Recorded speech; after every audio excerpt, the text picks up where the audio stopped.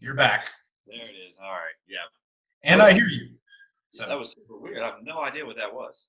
No worries, man. I'm glad you're back on. So it'll work. But you were telling me so what do you do client acquisition wise? Client acquisition? Yeah. I run a few Facebook ads and a lot of organic, just doing kind of like you do, just motivational type of posts and videos. Also, I do events in advance on Eventbrite, and I try to book out at least a couple of months.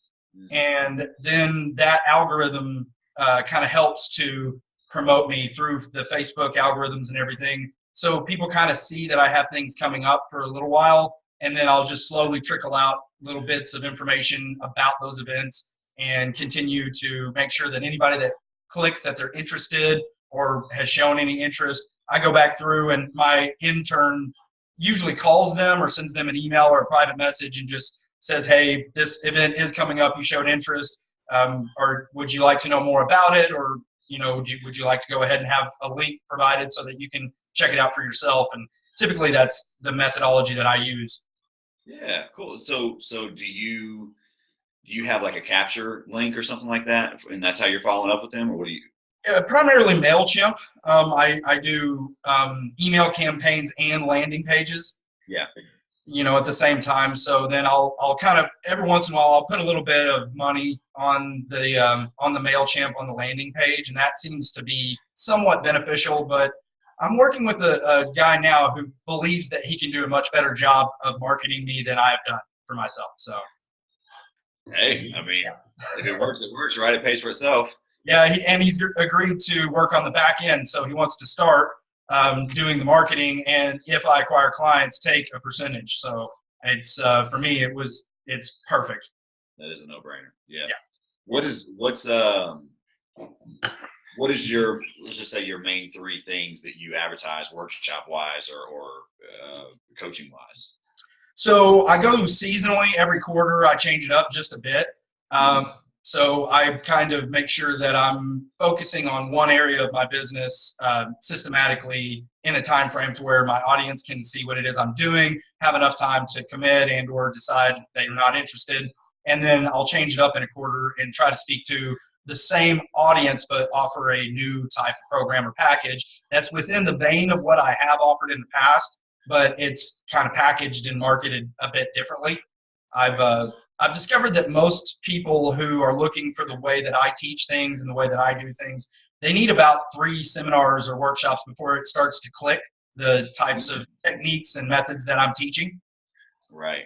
Yeah. And so you convert those into one-on-one clients. Is that kind of your process? That happens quite often. And typically I'll only get them for 1 or 2 sessions, and it just kind of keeps the cash flow consistent. But my life coaching long-term clients seem to come mostly through social media platforms. Yeah. And I was asking all those questions because, you know, we were talking about what we were doing and how you had 3 sessions, and I was actually doing my acquisition things this morning, and that's just simply connecting people. I think I may have told you this before, but Facebook Messenger, man, has really been the biggest tool for me. And it's funny because a lot of people air out their laundry on Facebook. and it's not just people that I know and are friends. Go to these groups and you know, like even all these motivational speaker pages, Ty Lopez and whoever. Like, and I don't agree with Ty Lopez hardly any, but you know, you like go to their page and somebody's like complaining or something, and you just shoot them a message, and usually it's never soliciting. It's always very encouraging. I just I kind of give them an encouraging word and just, you know, almost read them in a sense, and then just send a couple words, and then usually it starts a conversation, and that organically over time becomes a client relationship.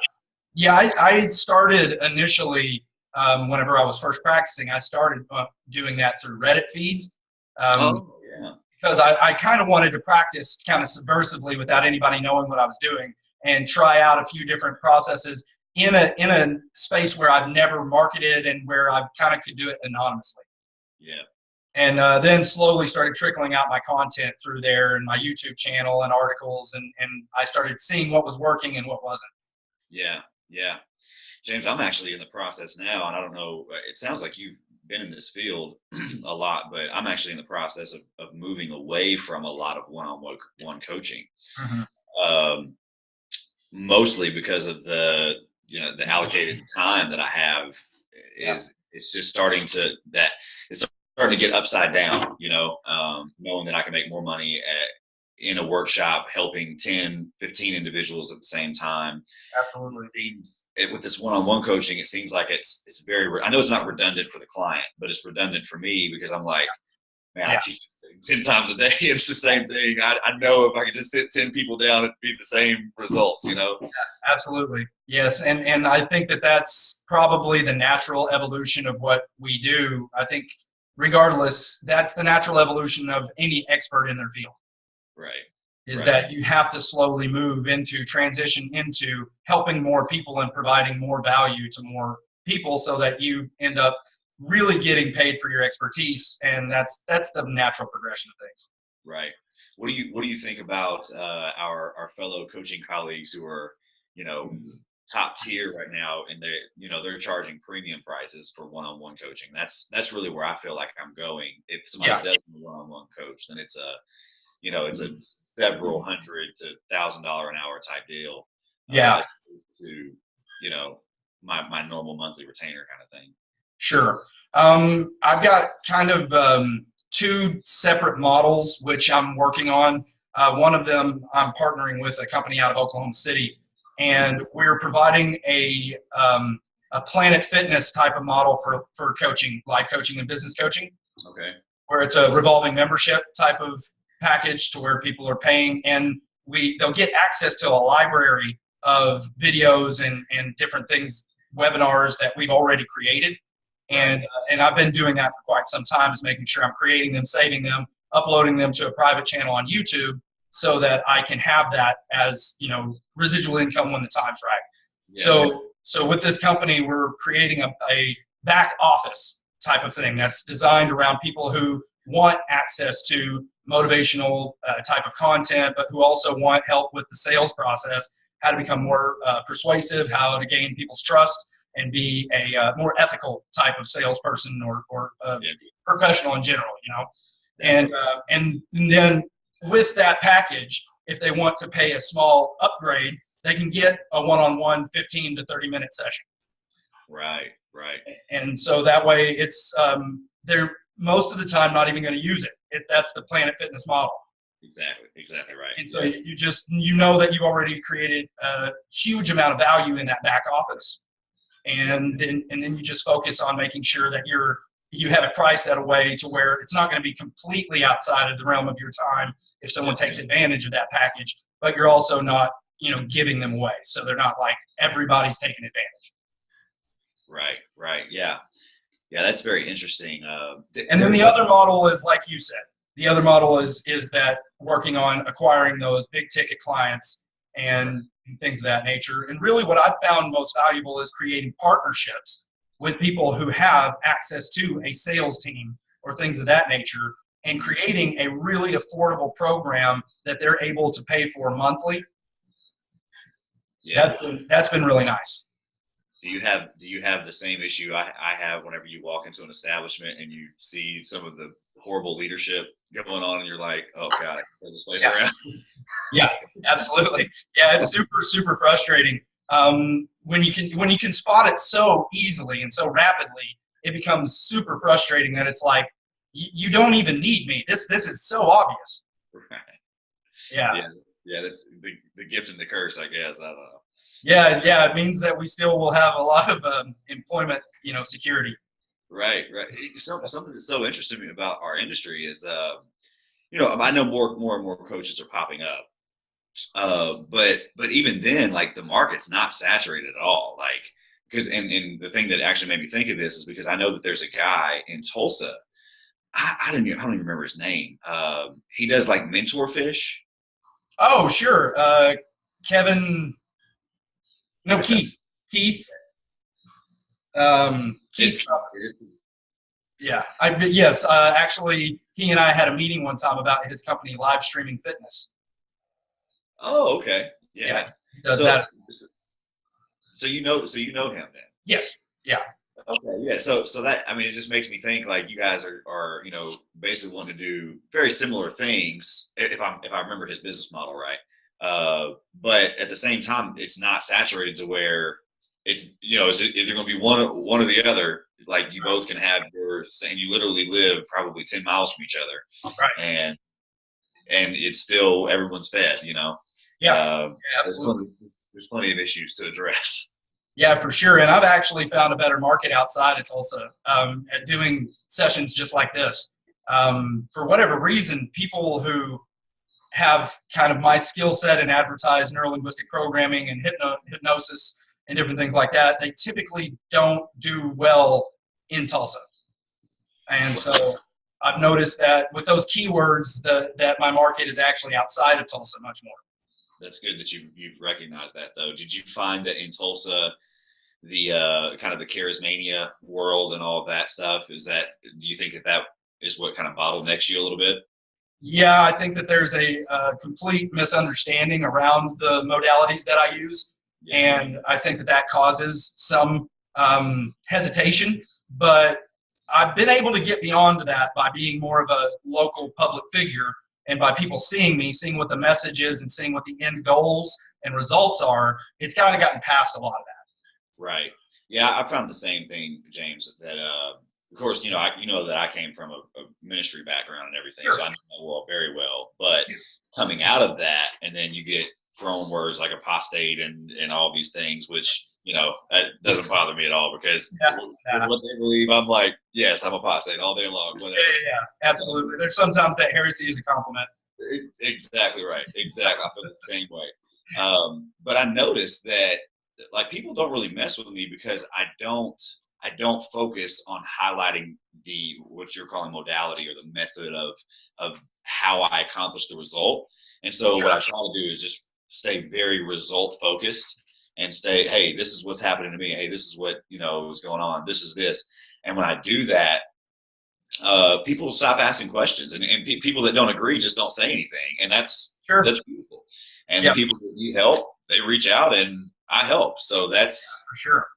I found that I typically only talk about methodology and modality with other coaches like yourself, and just to kind of make sure that if somebody I respect, is an expert in the field as well, if they've got something to teach me, I like to stay open. So I kind of, I ask those questions, and I'm probably much like you.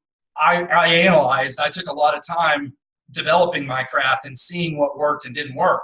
And so if somebody else I can see it, I can respect it just by noticing the results that they get. I can glean from that person, Exactly right.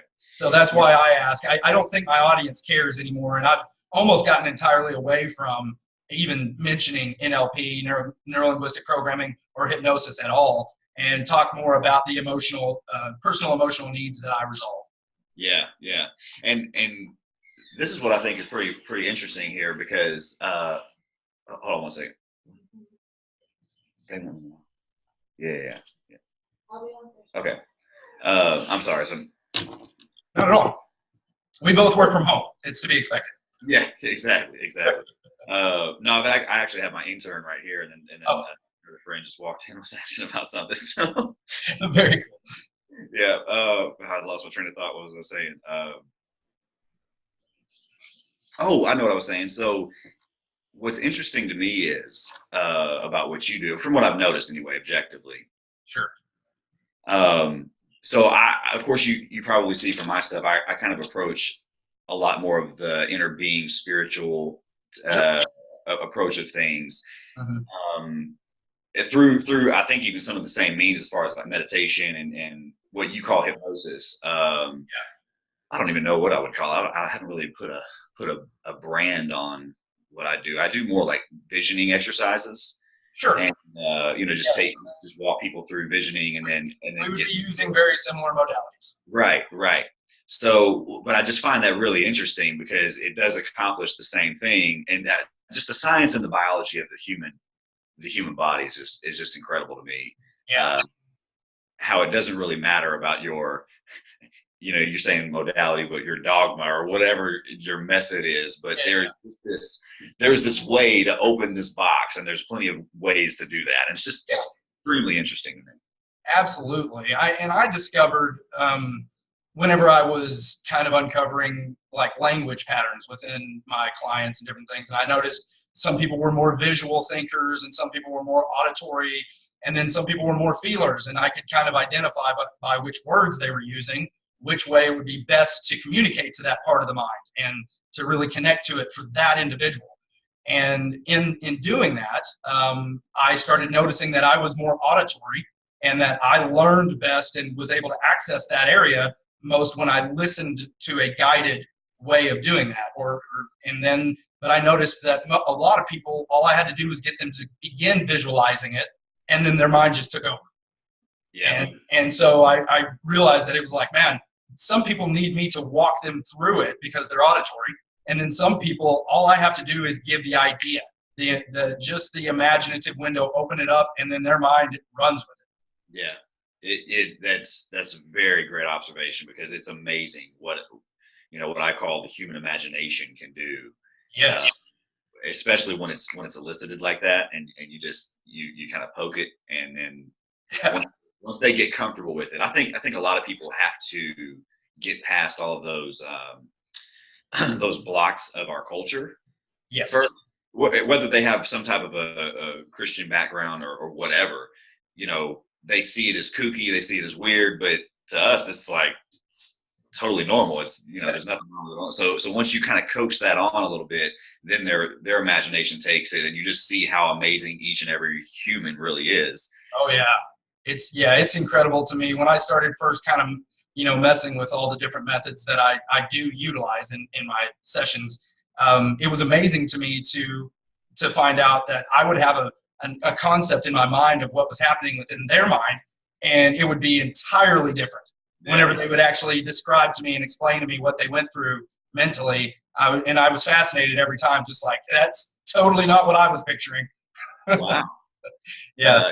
Yeah, that's one area I would say I do know what you're talking about, because in my individual life and experience, I've experienced things that you haven't, and I've seen things that you haven't. Yeah. I'm spoken to and perceive things the way that you don't. Correct. So I get that element, and I know that element's there. A lot of times for me, it's really interesting, and it's what actually gives me that almost that backing of the I'll rephrase that, gives me that confidence of what I'm doing spiritually is a legit thing, is because a lot of times I'll go through visioning exercises like that, and I'll literally be like in the room with them. Like it's insane. And I've had moments where I'm like breaking down, crying, like, okay, oh my God, this is too good, kind of thing, Yeah, I've had the same experiences from time to time. Yeah, but it's just, I know it's not cookie cutter, because every session seems to be different, but Yeah. Just highlight the fact that the human body is just incredible inside. Absolutely. So if you don't mind me asking, for you personally, what methods do you use for your own self, for you to stay grounded and centered, and to make sure that you are, in the right mindset or mental state, energy state, whatever that is for you? Sure. So it has actually changed a little bit recently, specifically with the first thing, because I think that I got, with my marital issue, I think that I got so far away from addressing self-love and addressing self-value. And I think the reason I got so far away from it is because I almost looked at it as almost a formality of sorts. Like, of course I love myself. Of course I'm valuable. Of course, you know what I mean? And I think that through that, I allowed myself to be vulnerable with, an abusive situation. And I didn't realize that while I was in it. Right. So I was doing a lot of the things to stay, at peace and stay grounded and stay, and like making me feel connected to the divine and connected to myself. I was doing those things, but not necessarily doing the back work of like self-love and self-value. And then you join that with someone who's, literally beating the hell out of you emotionally and physically, all the time. And it's just like, that just keeps driving in the ground more and more. So something that I do every morning now and every night is I really try to make sure that I don't do it in an affirmation way. It's just like a specific meditation that I do, to where I feel myself, like I feel the love that I have for myself. I feel the value. I feel the potential that I have in myself, and almost visualize what I'm able to do and what I deserve on a daily basis, right? Yeah. So that has really re-revolutionized my life in a lot of ways, and helped me to heal quite quickly over a really ugly, terrible situation. Yeah. And so that's really where now I'm grounded and founded every other thing that I do. And then of course meditation is a huge thing as well. So in my meditations, I have a lot of vision that I have to actually interpret, and when I do that, there's always some type of just really pertinent, almost crazy, insane message that's just like, it's exactly what I needed. All right, great. Yeah. So those things are really big for me as well. And then honestly, James, giving to other people, doing the coaching man, that fills me up, man. It does. And I don't know if you've experienced this, but it's different between coaching one-on-one or in a small group setting or something like that, and then speaking to what I found is probably over like 150, 200 people. When I speak to them, it's not that I feel vibrant, I feel alive when I'm doing it, but I feel more drained after, because there's so many bodies pulling from me. Yeah. You noticed that difference as well? Yes, I have. And it's because I'm more focused on reading the crowd in real time, and I'm making sure I'm connecting with so many different people. I'm using the right body language, the right postures, the right tonality. I'm making sure that the visuals are all there for the right people, and that I hit that emotional center for those people that really need to feel it in their gut, the people that need to really have that impact. Because there's certain people that just aren't that way. As long as the information, as long as it makes sense to them and it seems valuable, then they're going to take it. They're going to take away with it. But others, they need to feel the energy. They have to know that you have the same type of passions that they have in order to connect with your message. And so I find that trying to communicate with the diversity in the audience is what really drains me. Whereas if I've got one individual here, I'm only speaking one language pattern. I am only having to speak to one type of person, and that's so much easier. Yeah, it's a very good perspective. Very good. And that's how I kind of have been able to kind of understand why it drains me so much. I have to take extra shirts with me, bro. Yeah. Because I sweat through them completely. Oh, I know. Like I'll have to, when I get off stage, I have to do like this little leg stretch thing that I do, just kind of get blood flowing back, and I'm like, kind of doing yoga in the back. Like, right. Yeah, your whole body's intense. Like you've just been through a whole battle. It's amazing. Yeah. Can you believe Tony Robbins, man, does like 8 to 12 hours straight of that? It's insane. Dude, it's insane. It's insane. And he really focuses on the emotion. So he really does that aspect up big time. And I have a tendency to shy away from that. I know it's important. I know it's necessary, but I have a tendency to kind of try to make sure that what I'm bringing isn't just an appeal to emotion, but that I'm starting with making sure that you understand that there's value in the message, not just in the experience. Yeah. I definitely see that, and I had an issue with that for a long time, of whether I was going to speak to an informational based, like if you apply this, educational informational, like if you apply this, you will leave here different and changed, as opposed to an emotional experience. Sure. And I've tried my best to blend the two, because as we both know, that emotional experience, when you're doing a motivational speech or something like that, it'll give them a shot of adrenaline for a day and a half, 2 days. Right. Yeah, they're on cloud nine, man. Right.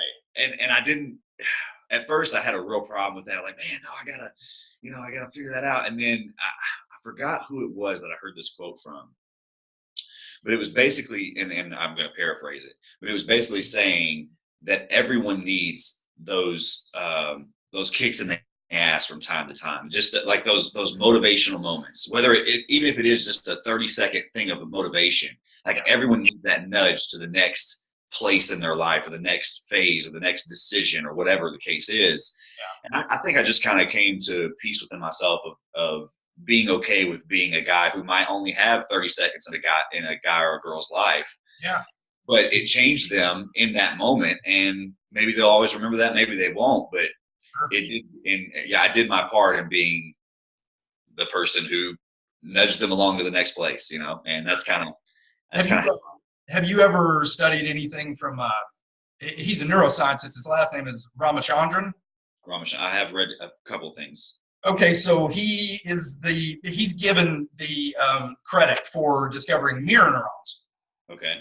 And so mirror neurons are basically what fire whenever you see or someone sucking on a lemon, or you even hear the word lemon, and then all of a sudden you begin to salivate, and you can, your palate and everything starts to taste it. So he found that because they were, were monitoring the brain of a macaque monkey, and a researcher came in and grabbed a bunch of peanuts that they had been working with, and whenever he ate them, the monkey's brain lit up on the scanner like the monkey was eating the peanuts. So what you're talking about in my terms, and in what I would say, is that you're talking about activating those mirror neurons rapidly, to where people all of a sudden they start to have that experience vicariously. They're living through your message in that moment. And so immediately it changes their posture, it changes their heartbeat, it changes their breathing, their demeanor, and it changes their process in what they were visualizing for the coming day, whatever they were about to do. Right. And so all of that changes everything. Yeah, definitely. Some parts of me. Have you been to Tony Robbins' seminar or anything? And I don't personally connect to that. Yeah. I don't get anything out of it. I'm not going to say I don't get anything. Right. Mostly I'm observing and seeing what he's doing. Right. And so I'm not personally taking it in. I'm saying how can I apply this to helping others in a way that's, helpful to my audience. Sure. So I love Tony Robbins. Okay. Yeah. Right. His business model is incredible. So what now? His business model is absolutely. Oh man, goodness gracious! Can't touch it. Oh no, not at all. Very brilliant man. Very brilliant. Yeah. I will say that I do feel a lot of the seminars that he does is exactly that. It's very emotional based. The one that I went to was amazing. It felt great and all this stuff, but I was also in the back of my head going, okay, let me be objective about this. I see what he's doing. Right. I see. That's kind of what my brain's always doing unconsciously, even when I try to get involved with what's happening. Right. Yeah. And you can create a concert experience for anyone. Oh, absolutely. Heck yeah. It doesn't have to be around motivation. It could be around Rob Zombie or and people are going to be like, I feel amazing. Football games. I mean, come on, man. It's everywhere. Exactly right. Exactly. And I think that as good of the work that he's doing, and I know he does a ton of good work. There's a lot of things that I've connected with him, content wise and video wise and stuff. But as good as that stuff is, I feel like it's harmful as well in some ways, because people leave those places and then they go, oh, damn, I guess I'm not what he is, or, I'm not that. I guess I don't really have what he has. And it's amazing how our minds go there first. Yeah. And that's really, one of the questions I think you sent me through the messenger. Yeah. Was maybe like where some of my core values or things that I really focus on for people. Yeah. That's one of the things is I try to get rid of condemnation in people's lives. Sure. And I do it through a means of helping them understand who they are, what they're made of, and what they're capable of doing. And through different visioning exercises, meditations, and affirmations, I try to get people to that place of redefining themselves for themselves. Mm-hmm. So that in a situation like that, when this big, heavy icon is telling you, you got to do this, and you do this, you'll feel this. And then when they go do that on their own, they don't feel it. Sure. that it doesn't mean that there is an issue with them. It doesn't mean that there is, that there's some type of devalued person, or they're not worthy of having that same experience that Tony has, or that I could have, or you, or whoever. And so people on a level playing field, and kind of removing that whole duality in the philosophy of our culture is really big for me in helping people understand who they are. Does that make sense? It does, yeah. I think while you're talking, I'm almost translating in real time the way that I would express the same thought, But if I hear you right, it sounds like that you're really focusing on making sure that your audience has action steps to take away from it that they can apply to their life that are simple. Yeah, and it's more of a programming thing, honestly, James. Yeah. I don't necessarily want to give them the worksheet and go, okay, if you do this, this is going to work. Like, I really focus on that reprogramming, because I think domestication and culture is so huge in the way that we perceive life and do life. Okay, so then if I can try again, the way that I would typically refer to that in my my background, like I say, it is in neurolinguistic programming. So one of the things that Bandler and Grinder express this as is our modeling. We're modeling certain behaviors, and so whenever I kind of express this to people, I say, look, you've been modeling a certain type of behavior your entire life. That's not going to be an easy thing to fix. Right. We have to start activating the brain in new ways to create a new neural pathway so that we'll be on the other side of this without even having to try. Exactly what I do. Okay, awesome. So yeah, that's the way I would express that. And again, I mostly talk to me, because I'm trying to figure out my modalities in order to help someone else, but I have to understand it and articulate it to myself first.